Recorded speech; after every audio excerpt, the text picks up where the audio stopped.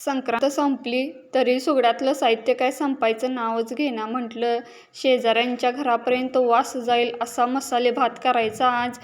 इकडे करायला गाठलं नाही तोपर्यंत मोठ्या मुलाने कस्टर्ड बनवून दे असं हाक दिली. म्हटलं आता मन आईचं काय राहत नाही, कितीही कंटाळा आला तरी मला करावंच लागणार होतं, कारण मुलं खुश तर आपण पण खुश. इकडे कस्टर्ड बनवलं, मुलगा पण खुश झाला. इकडे मसाले भात पण माझा तयारच होत आलेला आहे आणि वास तर घरभर पसरला आहे. ह्याचा अर्थ शेजाऱ्यांच्यापर्यंत घरापर्यंत वास नक्कीच गेला असणार.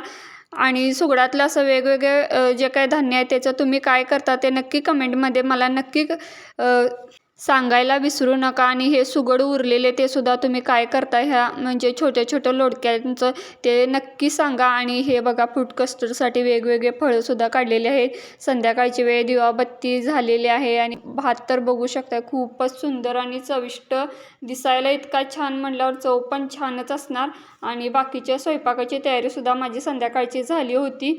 आणि बघता बघता दिवस संध्याकाळचा होत आलेला समजलाच नाही, कारण 2-3 दिवस इतके धावपळीचे गेले होते की कुठचा दिवस कुठे गेला आणि कुठले सण आले आणि कुठले गेले हे समजलंच नाही मला तरी.